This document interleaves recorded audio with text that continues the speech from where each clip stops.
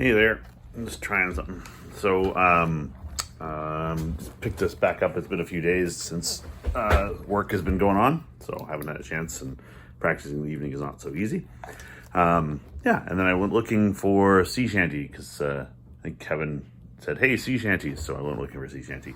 And of course, the one that you want to learn is the Wellerman, I guess, because that's the popular one.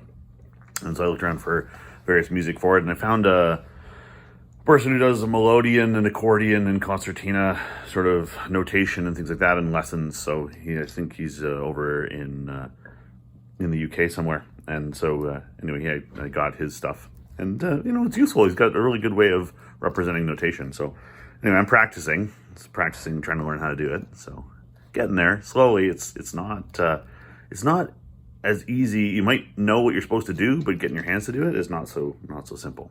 And then there's also some techniques to make sure that you're not fully extended on your bellows, so that you can't play any more notes, because it's like you lose sort of like power in your notes, right, when it's fully extended. So you gotta plan your playing a little bit. And the notation actually for this song is all pulls, which it doesn't work necessarily well with this concertina, because I think there's only 1, 2, 3, 4, 5, 6, 7, 8 folds. So I don't think I could pull it anymore. So I had to maybe transpose some of the buttons so that it was actually the same note, but on a push instead of a pull. Anyway, working on it, so.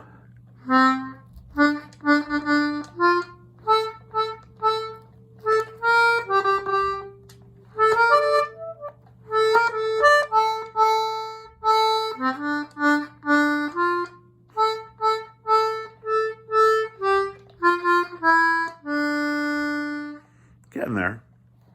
We're working on it. Fun stuff.